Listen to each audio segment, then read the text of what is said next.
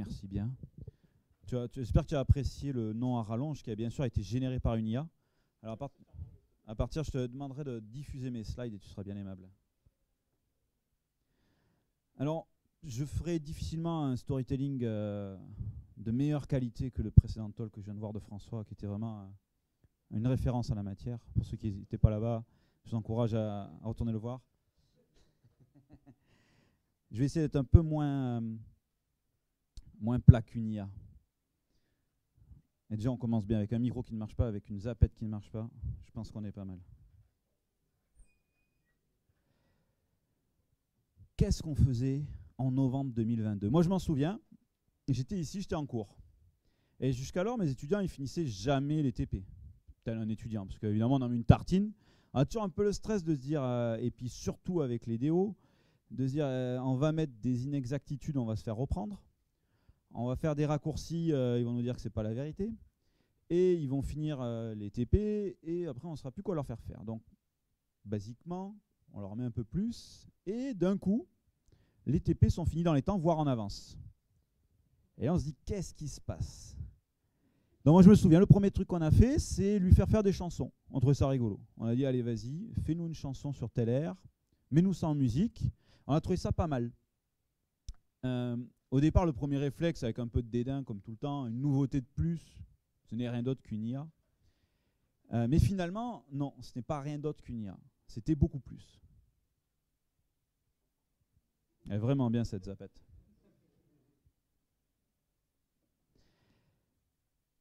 Beaucoup plus parce que au fil des jours, au fil des mois, on s'est rendu compte qu'on allait avoir des usages partout. Et cette IA, elle allait pouvoir rentrer, de gré ou de force, j'aurais tendance à dire, de partout dans nos vies. Ça a été, et c'est toujours, un bon moyen pour vendre cette IA à plein de métiers, en leur disant, mais imaginez un peu comment les process peuvent évoluer, comment des process qui sont fastidieux, qui sont longs, peuvent évoluer. J'en parlais à l'instant. Sur le site de Red Hat, on a rajouté Ask Red Hat, une petite IA. Et on se dit, oh, allez, encore un gadget. Mais combien de temps on perd à chercher le bon paramètre dans la doc? C'est quelque chose que tout le monde fait. Tout à l'heure, François, il dit, je suis allé à la 15e page de Google. J'ai envie de lui crier, utilise Gemini. Voyons. Eh bien, c'est ça, en fait. C'est quelque chose de cocasse, mais ça nous permet de gagner du temps. Tout simplement d'avoir une IA qui est capable de nous dire quoi faire.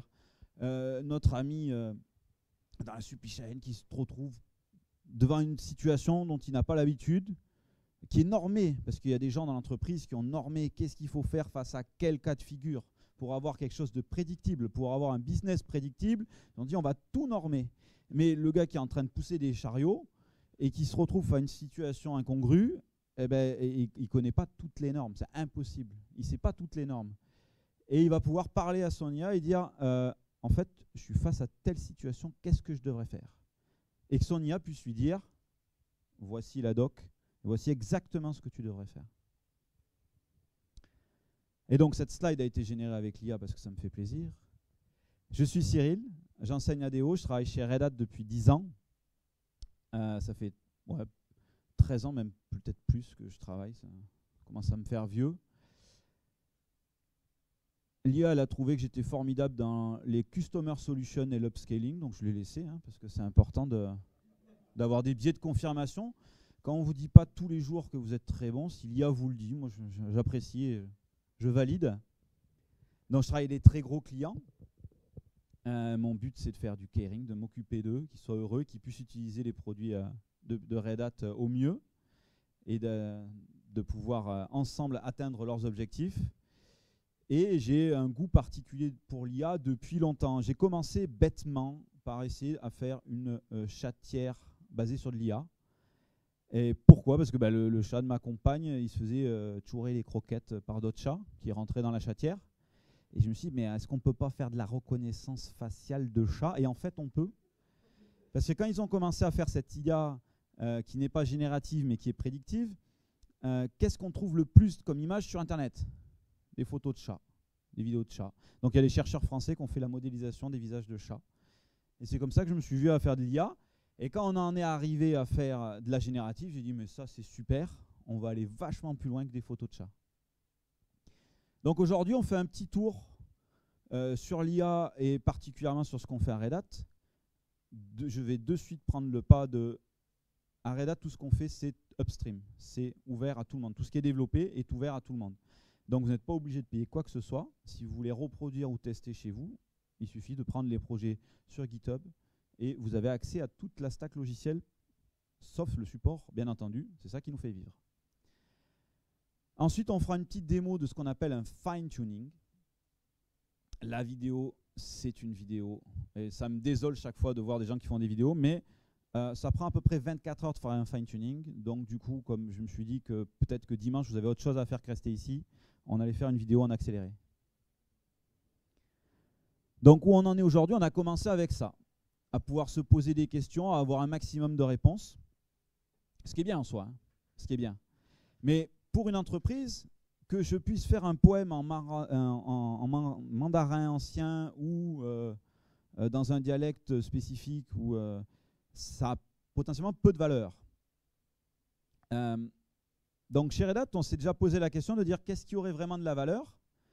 La valeur, on en entend tous les jours parler dans les médias de partout, c'est la data de l'entreprise. Et donc, le parti pris a été de dire comment on peut faire en sorte que le modèle puisse être le moins consommateur, c'est-à-dire à une taille proportionnée, qui ne soit pas nécessairement spécialiste dans des langages anciens ou dans des dialectes ou dans que sais-je encore, mais qui puisse apporter des réponses précises et rapides, puisse tourner sur n'importe quel type de hardware et connaisse les données de l'entreprise pour vraiment avoir son assistant qui nous suit en permanence. C'était les pubs de Workday, ça, vous avez vu à la télé, où le gars il se balade, il joue au golf, et le gars qui tient le club de golf, il lui dit « Oh, tu peux déplacer l'équipe engineering au Portugal, il y a quelqu'un qui veut prendre ça. » De l'aide à la décision, mais version IA. Donc nous, on s'est dit 3 gros piliers, comme je disais.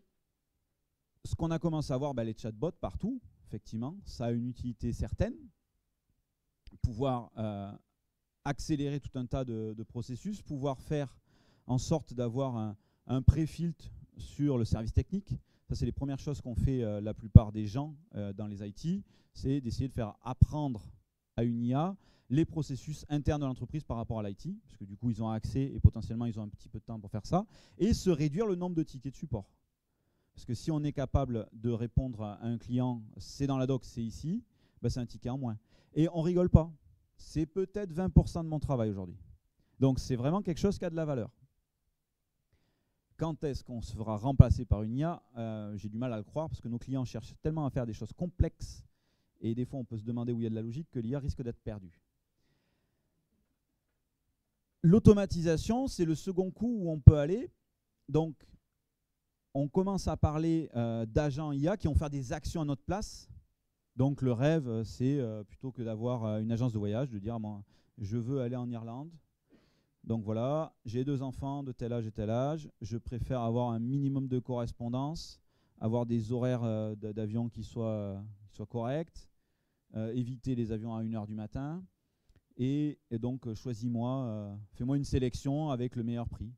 Et que l'agent puisse nous faire à la fois le comparatif de prix, qu'il nous fasse tout le travail, tel mon assistant, qui puisse, j'ai plus qu'à éventuellement, si je fais tout baser Google et que j'ai mon Google Pay qui est connecté, il me prend je lui valide, il me prend le vol et c'est parti. Et la première des choses sur lesquelles Red Hat on a commencé vraiment à travailler avant que la Generative AI arrive, c'est sur Open Data Hub. Et le but était le risk management. Le risk management, c'est les assurances, de brasser ce qu'on a vu ce matin avec les gros lots de données et pouvoir en sortir des analyses et pouvoir essayer de prédire, dans la prédictive comme méthode de chat, si cette personne, s'il a une police d'assurance à tel prix, est-ce qu'elle convient, est-ce qu'elle correspond à quelque chose de réaliste ou est-ce que c'est complètement irréaliste? Est-ce que cette personne qui achète avec tous ces critères-là, est-ce que j'ai un fort risque de fraude et je le fais passer forcément par du 3D Secure ou pas? Tout ce genre de choses. Et là, on sera plus sur de la prédictive. Donc dans notre stack, c'est tout neuf, c'est tout beau. Ça a été annoncé au Red Hat Summit. On est toujours basé sur notre Linux, Red Hat Enterprise Linux. Et on a racheté j'ai plus le nom en entier en plus, qui fait VLLM, qui est un moteur d'inférence pour les modèles génératifs. Et donc, comme c'est tout à fait simple à mettre en place, on a inventé RelAI avec une partie Rel Inference Server qui est VLLM de façon supportée. On a mis ça sur format bundle, c'est-à-dire que c'est un QCO qui arrive. Donc les AMI sont déjà sur AWS, sur IBM Cloud. Je ne sais pas où on en est chez Google et chez les autres. Parce que très souvent, la plupart du temps, on utilise donc des cartes NVIDIA. Et les drivers NVIDIA dans le monde professionnel, c'est pas forcément très simple déjà dans son monde de gamer, mais c'est vraiment assez compliqué. Il faut vraiment avoir une synchronisation des CUDA, des versions PyTorch et autres. Donc on a parti pris d'avoir un bundle qui marche, qui n'est pas forcément avec toutes les versions ultra hype, mais avec des choses qui marchent. Et d'ouvrir ça et de ne pas faire que du NVIDIA, parce qu'on a bien vu qu'au niveau, en tout cas financier, on ne parle que d'NVIDIA et de ses scores en bourse extravagants, mais de pouvoir vraiment être agnostique et de pouvoir faire tourner ça sur du AMD, sur du Intel Gaudi et sur tout ce qui pourrait arriver avec des FPGA et autres cartes qui pourraient arriver en accélération matérielle pour faire de l'inférence. Donc l'inférence, ça veut dire quoi? Ça veut dire que je prends un modèle qui existe, je le charge et je peux lui poser des questions. Dans RelAI, on a ajouté une partie qui s'appelle InstructLab qui permet de faire du fine-tuning normalement. Donc fine-tuning, on part du principe qu'on prend un petit modèle qui a été instruit et on va le réinstruire ou lui rajouter des informations. Et ces informations-là, ça vont être les données spécifiques qu'on veut faire, mais principalement dans l'idée entreprise, les données de l'entreprise pour que notre AI puisse être au courant des procédures internes, de tout un tas de choses. Donc on a deux parties, on a une partie taxonomie et une partie skills, et on reviendra dessus. Et ensuite, pour faire tourner tout ça, en prod, une VM dans un coin, bon, en fait, ça fait longtemps qu'on ne fait plus ça, même s'il y en a encore qui le font. Nous, on est plutôt Kubernetes, donc tout dans OpenShift, avec une partie AI où on a fait, c'est un Kubeflow, où on a fait en sorte de pouvoir faire tourner ça de façon industrielle dans OpenShift. Donc, qu'est-ce qui s'est passé dans ces 2 ans? On est parti au niveau open source, parce que c'est ce qui nous intéresse. Tout est open source. Même le modèle qu'on propose, qui est généré par Watson avec IBM, est open source. C'était de sortir, évidemment, de casser, de ne pas rester sur un OpenAI où le modèle n'a pas été très clair, où il y a eu quand même des conflits de gouvernance là-dessus, et de dire on va suivre tout ce qui se passe. Et notre but, c'était de sortir donc un Granite. Donc, le Granite 3 est sorti en 24, hein, le Granite 2 en 24 aussi, et d'avoir un modèle complètement open source sur les corpus open source pour ne pas avoir de problème de patent aux États-Unis, entre autres. Mais on n'est pas fâché avec aucun des autres modèles open source. Tous les modèles open source fonctionnent sur VLLM. Donc là, la dernière sortie du dernier DeepSeek, dans les 24 heures, ça fonctionnait avec VLLM sans souci. Donc encore une fois, l'idée, c'est de démystifier, de rendre ça simple et de pouvoir faire tourner on-premise son modèle et le modèle qu'on veut. On peut en faire tourner plusieurs, il n'y a pas de problème. Il y a des modèles sur lesquels on a optimisé, les modèles avec qui on travaille le plus, évidemment, notamment avec nos amis français Mistral, où on va du coup avoir des optimisations au niveau de gestion des caches et autres. Je ne rentrerai pas dans les détails parce que je suis incapable d'y rentrer déjà, c'est assez complexe pour moi. Mais donc voilà, l'idée c'est toujours pareil, c'est qu'on va utiliser qu'1% du modèle. Si je prends un modèle 128 millions de paramètres, je ne vais vraiment pas utiliser ça tous les jours. On le voit aussi, c'est beaucoup adapté, j'en ai beaucoup entendu parler aujourd'hui, de l'AI adapté aux développeurs, de l'assistance aux développeurs. C'est pareil, peu importe qu'ils puissent me faire des poèmes, je préfère qu'ils puissent revoir mon code et me dire là, tu n'es pas dans les best practices, la façon dont tu as écrit ton code. C'est ça qui va m'intéresser. Donc on va instruire des modèles, on va les fine-tuner sur des applications données et de préférence à prendre des petits modèles pour limiter la consommation de RAM des GPU qu'on va avoir, parce que ça coûte vraiment très cher. On en parlait ce matin, on disait tiens, moi pour Polytech et pour d'autres écoles, ce serait bien d'avoir un petit bac à sable et tout. Ok, Une machine, c'est 150 000 euros. Une machine. Donc, ça fait cher. Si on a des petits modèles, on peut s'en sortir potentiellement avec des plus petites machines, avec des plus petites cartes. Et il y a quelque chose de magique dont on ne parle pas vraiment, ça m'étonne. Mais tous ceux qui sont Mac avec des puces M2, M3, M4, M2 je ne suis même pas sûr, ben, techniquement ils ont des cœurs d'inférence directement sur leur Mac, donc rien ne leur empêche de faire tourner des modèles pour leur code localement et de garder leurs données localement. Ça nécessite d'utiliser la RAM du Mac, donc ceux qui ont beaucoup de RAM, ils auront la chance d'avoir des gros modèles, mais des petits modèles pour le code, ça peut suffire amplement. On parle de quelques gigas néanmoins, mais c'est possible.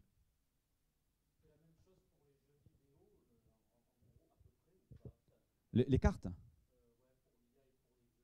on utilise des cœurs CUDA, ouais. Alors, dans NVIDIA, on a pu utiliser des cœurs CUDA. Dans les autres modèles, c'est d'autres types de OpenCL, par exemple pour AMD et pour Gaudi, je ne sais plus le nom. Mais on peut utiliser des cartes de gamer, effectivement, pour faire de l'IA. Sauf qu'elles sont limitées souvent en RAM. Donc, par exemple, à la maison, moi, j'ai une NVIDIA, je ne sais plus combien, qui a 12 Go de RAM. Bah, la plupart des modèles que je vais faire tourner, ils sont à 16. Donc, ça, c'est quand même limitant. Mais pour faire vraiment des petits modèles, ça suffit. Donc, ce que j'ai déjà dit, notre modèle open source appliqué à l'AI, parce qu'on est persuadé que c'est l'open source qui va faire avancer les choses comme toujours et pas en fermant les choses. On part d'un petit modèle Granite.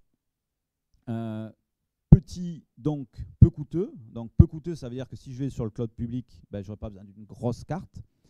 Peu coûteux parce que du coup, petite carte, si je suis on-prem, c'est pareil. Hein, je vais acheter une carte qui sera moins chère, je vais consommer moins d'électricité et moins produire de chaleur. Et de l'instruire avec nos données. On essaie de faire en sorte qu'il soit le plus efficace possible. Il y a beaucoup de benchmarks aussi sur Internet par rapport aux vitesses d'exécution, par rapport aux qualités des réponses. Donc on essaie aussi beaucoup de bouger là-dessus. Et donc, voilà l'état d'esprit. On prend en théorie, le modèle que vous voulez. On vous conseille de prendre le petit Granite. Vous mettez vos données. Vous rajoutez ce qu'il faut rajouter dans votre special sauce si vous voulez plutôt qu'il réponde sur un ou à l'autre. Et on crée son propre modèle. Donc on parle de 3 niveaux globaux. Bah, en fait, il y en a surtout 2. On parle de RAG et il y a eu des retours d'expérience à la Sonitech de l'an dernier, je ferai référence, où ils ont essayé de mettre le Vidal en RAG, ce qui paraissait logique, parce que donc, le Vidal, qui est un document où il y a toutes les références de tous les médicaments qui sont sur le marché pour les médecins. Et finalement, ça a été un échec, parce que le RAG, qu'est-ce qu'il va faire? C'est-à-dire qu'on va avoir une prérequête qui va être faite sur une base de données vectorielle pour récupérer des éléments qui seraient en lien. D'accord? Et donc, quand on va passer le message au LLM, il va avoir un énorme message avec beaucoup de tokens. Et beaucoup de tokens, beaucoup de RAM, etc., etc. Et donc, du coup, on trouve vite nos limites. Et c'est assez compliqué quand on a beaucoup de données à donner à un LLM. Le RAG, il ne va pas être adapté. Le RAG, il est adapté à quoi? Quand je lui donne un PDF et que je lui dis, vas-y, j'aimerais que tu me le traduises ou que tu me synthétises le document. Quand je lui dis, bah, cherche-moi sur Internet des choses. Tout ça, ça va être du RAG. Ça va être des requêtes qu'il va aller chercher sur Internet, qui va agréger dans ma question. Et en gros, ça va être, bah, tu es un super assistant, voici la question et voici ce qui pourrait coller avec la question comme réponse. Et au LLM, lui, de faire le choix et de dire, OK, ça a adapté, c'est pas adapté. Donc InstructLab et au final le fine-tuning, qui sont InstructLab, c'est le projet Upstream, qui est aujourd'hui plutôt sur du YamaCpp et du coup un fine-tuning qui est sur l'Oracula avec VLLM, qui vont être de vraiment aller changer des poids, rajouter une couche, un layer si on veut, sur le modèle avec nos données. Et ce qui va tout simplement l'instruire. On va instruire le modèle avec nos données, comme il apprendrait un nouveau style de poème. L'agent AI, alors ça c'est encore la dernière nouveauté qu'on voit arriver. L'implémentation de Gemini, j'étais assez épaté en version pro, où il est vraiment capable. La slide sur moi, je lui ai dit, bah, crée-moi une slide et va chercher dans tel document, ça parle de moi. Et il m'a pondu tout seul le document. Donc il est capable d'agréger, dans ce cas-là, plusieurs sources de données pour faire un rendu final. Donc là, on n'en est qu'au début. Il y a beaucoup de possibilités et ça sera libre à l'inventivité de chacun pour aller inventer des agents qui pourront faire tout et n'importe quoi demain. Et donc dans l'idée, il va pouvoir orchestrer, raisonner, planifier. Donc nous, par exemple, sur Red Hat, ce qu'on a annoncé au Red Hat Summit, c'est des agents qui soient capables de prédire les pannes qui arriveraient sur Kubernetes. Basé sur tout un tas de métriques, il va accéder à toutes les données. Basé à toute la connaissance qu'on a sur les types de pannes, comment elles arrivent et quels sont les signes précurseurs, il va être capable soit d'alerter, soit de totalement remédier à la panne avant qu'elle arrive. Un type d'agent parmi tant d'autres. Donc au final, comme je dis dans OpenShift AI, on était parti sur de la prédictive. Donc on a des outils pour faire du Jupyter Notebook à la demande, du R à la demande, du VS Code à la demande, pour les data scientists, pour faire des travaux qui peuvent être automatisés en pipeline et ensuite être servis. Et donc on peut aussi servir des modèles unitairement comme on le désire. Et l'idée, voilà, c'est un peu ce que je viens de déjà dire. L'idée aussi derrière, chez nous, c'est que vous puissiez avoir la même expérience en version communautaire dans mon coin pour jouer, en version on-prem et en version dans les cloud providers différents et variés, et qu'on ait une même façon de faire partout. Et on en arrive à la démo, si je suis encore à peu près dans les temps. Donc, qu'est-ce que j'ai fait? Donc, c'est nos amis de l'ISDM qui avaient une question qui me disait ça serait bien qu'on ait une IA qui connaisse Slurm. Slurm, un outil qui permet de faire du HPC. Donc, les chercheurs, ils mettent des tâches et il va lancer les jobs au fur et à mesure suivant des règles. Donc, dans le modèle de fine-tuning, chez Red Hat, on est parti de la taxonomie. La taxonomie, c'est de définir des mots, en gros, pour faire simple. Et on va pouvoir générer une taxonomie à partir d'un format Markdown, où on va lui donner en gros des documentations. À partir du moment où on a fait ça, il va générer des synthétiques datasets. Donc en gros, on va lui donner un nombre de questions et un Mistral AI, un Mistral 8x7B ici, il va générer tout un tas de questions-réponses tout seul pour pouvoir ensuite instruire le modèle. Et ensuite, évidemment, je le déploie dans OpenShift AI et je le fais tourner. Donc, ce qui est intéressant, ce que j'aime bien partager, c'est qu'est-ce que ça m'a pris et combien ça m'a coûté. Au final, j'en ai eu à peu près pour 200 $ sur Amazon. J'ai pris 4 L40S. Je n'ai pas la possibilité d'avoir plus dans mon tenante. Ça m'a pris, je vous l'ai dit, à peu près 24 heures d'instruction. Une fois qu'évidemment tout était correct, hein, tout roulé.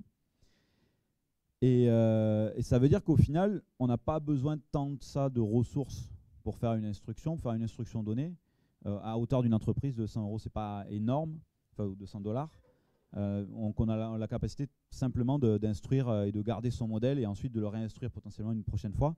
Sachant que voilà, pour faire ensuite tourner le modèle, je n'ai pas besoin, avec une carte 20 Go de RAM, ça suffit pour le faire tourner après. Donc à quoi ça ressemble la taxonomie? On a un petit format bien spécifique, normé, où on va détailler où sont notre documentation. Donc là, je ne me suis pas embêté, j'ai pris une documentation de l'IFB, l'Institut français de bioinformatique. Donc ils ont fait une jolie doc. Donc je l'ai pris, j'ai mis le pointeur du commit, j'ai dit certains fichiers Markdown que je voulais aller voir, et je lui donnais des exemples de questions. Donc dans un contexte donné, Slurm est un scheduler pour le Job Science. Donc question, comment je limite la CPU et la RAM? Tu limites la répétition comme ça. Et on va en faire une dizaine de questions. Et à partir de ces questions, il va créer des questions, il va créer des réponses. Donc la first step, c'est j'espère qu'on va bien voir. C'est le temps que j'ai passé le plus longtemps pour faire c'est la vidéo. On voit pas super bien. Donc on va booter une RHEL AI qui est toute prête.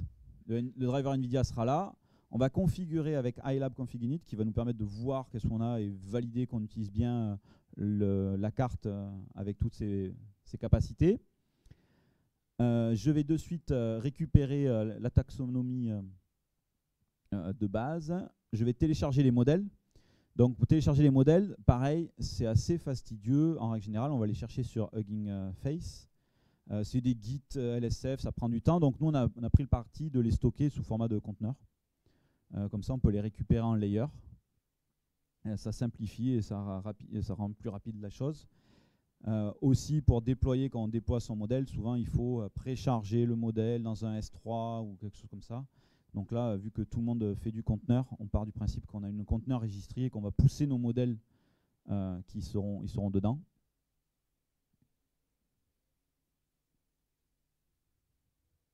Et j'hésite à avancer vite parce qu'après je vais perdre des étapes. Et donc je récupère le Granite 7B Starter, qui est vraiment le petit modèle qui prend environ 3 Go de GPU pour tourner.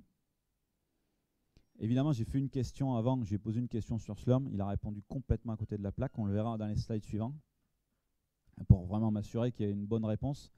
Ce que j'ai pas fait lors de cette instruction, on a la capacité aussi d'avoir, dans l'idée de faire un CI, voire un CD sur le modèle et de l'auto-entraîner au fur et à mesure, on peut lui mettre comme des checks fonctionnels afin de vérifier que certaines questions qui sont prédictibles, on ait bien la bonne réponse. Parce que le risque quand on réinstruit un modèle, c'est qu'à un moment donné, il devienne complètement con, tout simplement. À force de jouer sur les poids, ça peut être terrible. Donc je récupère ensuite aussi 2 autres petits modèles, Prometheus et Skill Adapter, qui vont être utilisés pour... de quoi? Et un Mistral AI, ouais, j'ai dit. On utilise un Mistral AI Mixtral 8x7B pour justement générer les données synthétiques. Dans ce qui est à venir, on ne l'a pas encore vraiment fonctionnel hors POC, c'est de pouvoir lui rajouter des skills. C'est vraiment au lieu de juste du savoir, des compétences, des capacités à penser par lui-même par rapport à des cas. J'ai pas tant la roadmap quand ça devrait arriver. Et donc à partir du moment où je vais faire ça, après je vais pouvoir donc charger ma taxonomie que j'aurai fabriquée, donc mon petit fichier YAML, et il va aller se poser les questions et les réponses. Et quand on est en mode debug, c'est assez rigolo parce qu'on le voit complètement raisonner et se poser les questions en temps. Enfin, ça peut paraître bizarre, hein, mais il se parle tout seul. Donc j'ai bien tous mes modèles. Donc là, on retrouve un peu le format qu'on a avec ce qui est très populaire pour commencer avec Oyama. Donc je récupère, hop, je crée mon dossier et je vais créer un diff. Donc le diff, il va me vérifier par rapport à ce qui est instruit, que j'ai bien une différence dans la taxonomie, qu'elle est bien valide, que j'ai pas de typo. Et je vais lancer le generate. Donc là, on est parti pour, si je me rappelle bien, à peu près 4 heures de traitement. Et on va regarder ligne par ligne. Non, je déconne. Donc il démarre un VLLM, qui est le modèle d'inférence qui est utilisé. Il va charger le Mixtral, adapteur, et il va permettre de faire tout ça. Donc là j'ai à peu près 96 Go de RAM, si je compte bien, pour pouvoir faire tourner tout ça. Ce qui veut dire que même une carte A100 ou une H100 ne va pas forcément suffire pour faire une instruction. C'est vraiment consommateur. Et on ne parle pas encore de faire son propre modèle et de faire son propre apprentissage. Là, c'est encore plus consommateur. Les gens qui font ça, ils font ça généralement. Il y en a qui en font. Il y a Croissant LLM qui en fait au Cines. Et là, c'est un agrégat de beaucoup de cartes. Donc, je ne vous conseille pas de partir là-dessus. C'est vraiment très, très consommateur. Sachant qu'il faut avoir les corpus. C'est vraiment beaucoup de travail de faire une instruction complète d'un modèle. Alors que là, un fine-tuning, c'est plus léger. Et on va se retrouver avec quelque chose de mieux. Skip. Yes. Et là, il recommence. Et là, il est parti. Qu'est-ce qu'il m'a fait? Le modèle. Donc, une fois que j'ai terminé les jeux de questions de réponse et que j'aurai terminé ma génération, je vais me retrouver avec un lot de fichiers. Donc là, on voit qu'il a créé des JSON large et qu'il a, je suis mauvaise langue, il a généré ça en 300 secondes à peu près. C'est l'autre étape qui va arriver, et là on voit même pas l'écriture. Qu'est-ce qu'il nous fait? On va voir à retard les écritures, parce que je pense que c'est mal cadré. Donc je vais lancer le train, l'apprentissage pur. Et quand on dit qu'on démystifie chez Red Hat, c'est vraiment, ça peut paraître beaucoup d'étapes, mais c'est chaque fois une ligne de commande. Donc c'est plutôt pas mal documenté. On fait un train en 2 phases. Et ensuite, on va se retrouver avec son modèle. Une fois qu'on aura le modèle, je vais juste le pousser dans un S3 et ça sera fini. Et je crois que je vais skipper carrément de cette partie parce qu'il est 45.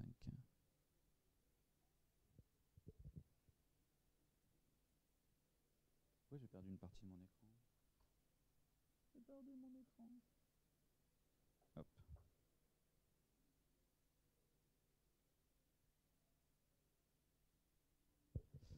Donc, au final, je me retrouve avec mes... Là, je me suis arrêté sur un checkpoint. Je récupère un modèle, comme on peut retrouver sur GinkFace, avec des safe tokens, des safe tensors, pardon, qui vont pouvoir être runnés directement dans un VLLM ou autre moteur, évidemment. Nous, c'est plutôt VLLM.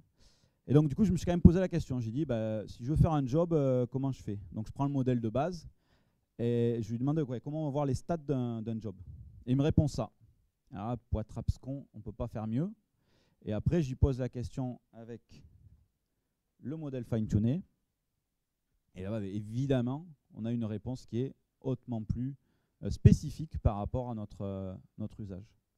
Et c'est exactement la même question que j'ai posée 2 fois. Donc on voit qu'il y en a un qui a appris et l'autre qui n'a pas appris. Et encore mieux, il ne veut plus marcher mon doute. Ensuite, j'ai déployé ça dans OpenShift AI. Alors OpenShift AI, c'est juste Kubeflow qui est packagé avec Kserve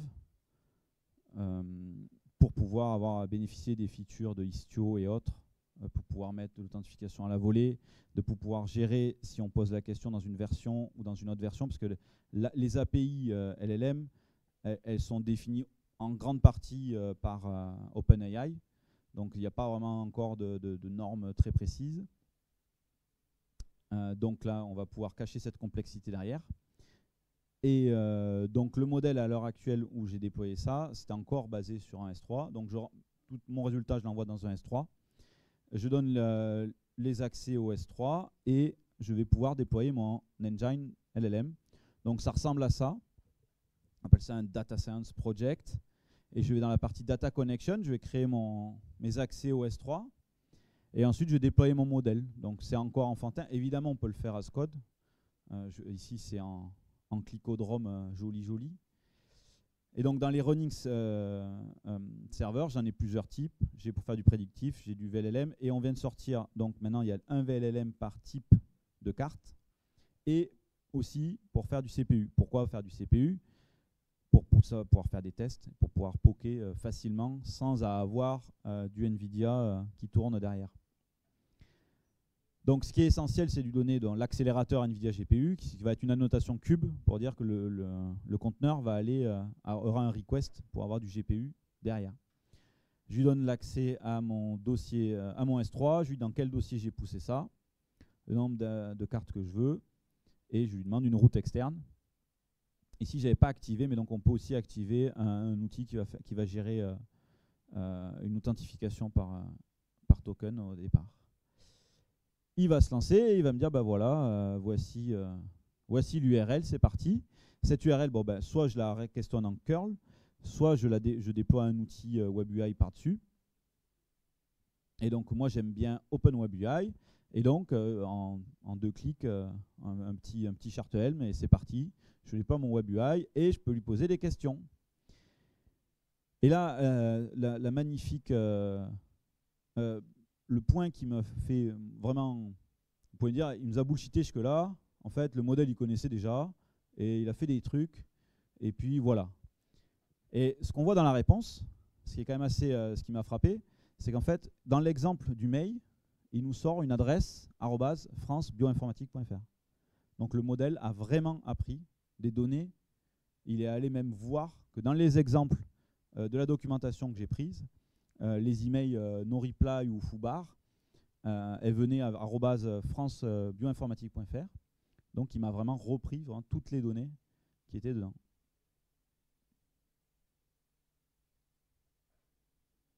Et c'est tout pour aujourd'hui.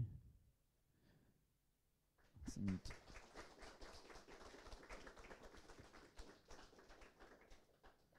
Donc en ressources, vous avez Instructlab, projet upstream sur GitHub, pas GitLab. OpenShift AI fonctionne aussi avec OKD, avec je crois qu'il s'appelle encore Open Data Hub, le conteneur. On a sorti aussi pas mal de nouveautés sur ceux qui font du Podman Desktop. Et donc là, quand on a un ordi à la maison sous Linux avec Podman Desktop, on est capable de déployer des modèles assez simplement en local. Et je vous encourage à regarder. Et sinon, je vous mets aussi le petit job de feedback. Et on a peut-être un temps pour des questions s'il y en a. Tu cours pas avec un micro. Faut que tu parles fort.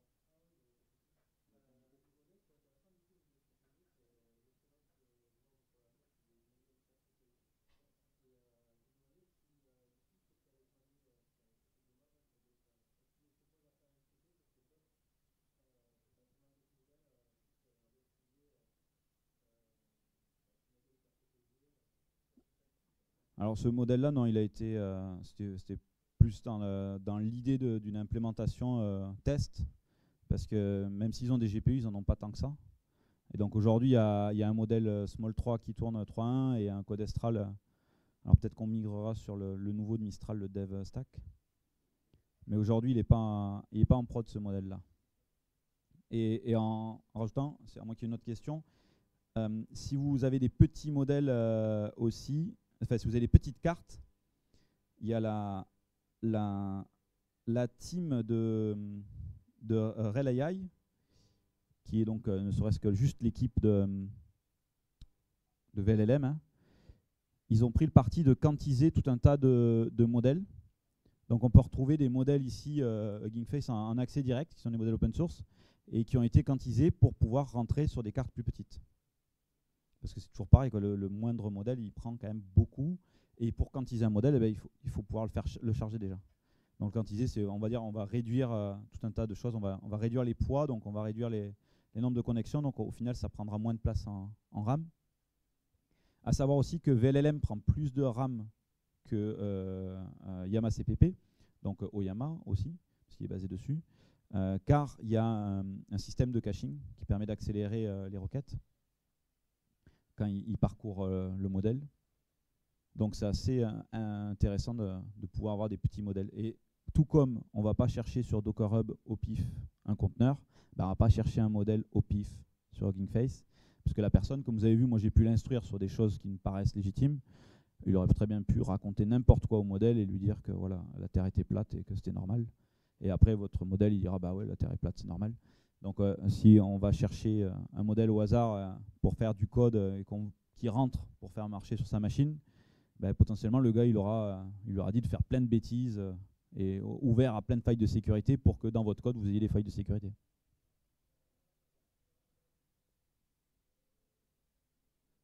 Ouais.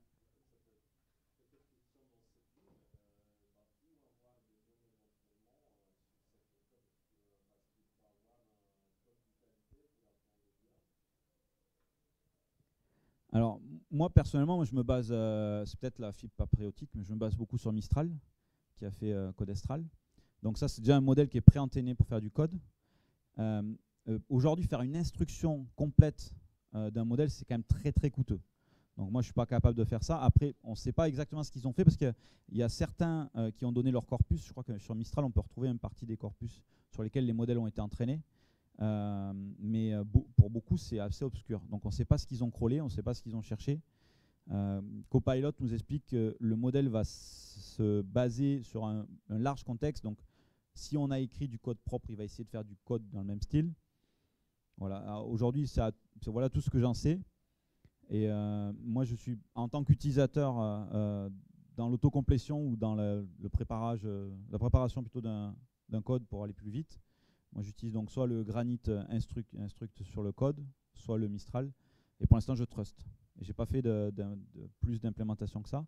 Et je pense que dans la partie skills, quand on aura la capacité de faire des skills, on va peut-être potentiellement lui rajouter, moi j'ai des clients qui m'ont parlé de ça, de par exemple prendre les frameworks internes et de pouvoir instruire le modèle sur le framework. Et de dire, ben voilà, ben si tu fais un appel IAM, ben voilà, il y a le framework qui fait ça déjà, et tu ne réinventes pas la roue, tu utilises le standard, un peu en mode je partage des snippets de code, mais qui pourraient être adaptés automatiquement, parce que du coup l'IA va pouvoir prendre, dire ce snippet-là, si j'ai besoin de gérer des utilisateurs en interne, c'est ce snippet-là. Dans le contexte où je suis, ça me semble qu'il faut changer 2-3 paramètres, donc je vais pouvoir changer les paramètres. Et alors pour l'instant, voilà, moi j'ai pas vu d'expérimentation en réel de ça.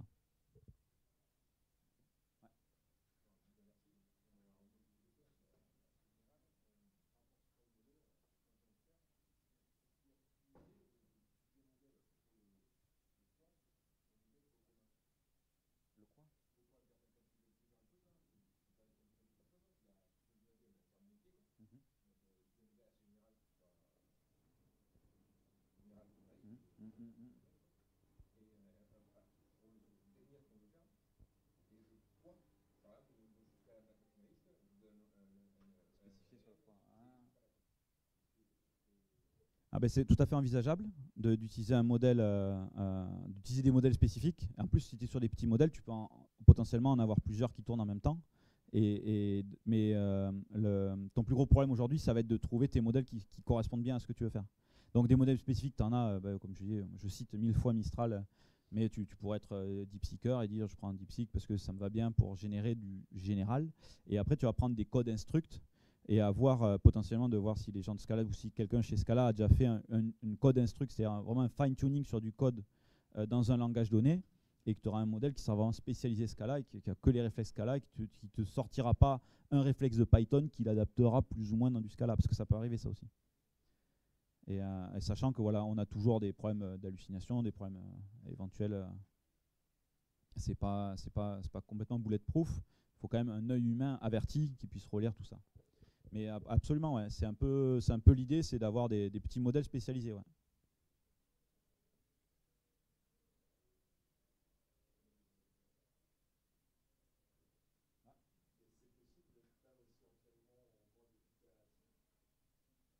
Absolument, ouais.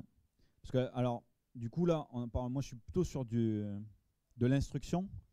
Et dans notre modèle d'instruction, on va être. Alors, c'est pas encore GA, ça devrait l'être bientôt prochainement. Et je me rends compte que mes tokens ont explosé, donc je ne vais rien montrer du tout parce que j'ai plus de VPN. Dans l'idée de ce que je disais au début, on avait la capacité d'avoir des pipelines. L'instruction que j'ai faite, on peut la préparer dans une partie online et la transformer en pipeline. Mais comme la surentraînement va à un moment donné, on va avoir quelque chose qui diverge, on va plutôt repartir d'une base et on va réentraîner en mode pipeline toutes les nuits, toutes les semaines, tous les mois, peu importe, en fonction de l'évolution des données qu'on veut réapprendre, et pour pouvoir avoir quelque chose qui se tient à jour tout seul. Mais on ne va pas forcément faire trop d'itérations sur le même modèle, parce que rapidement, il boucle. On a l'impression de parler à quelqu'un qui fait un AVC.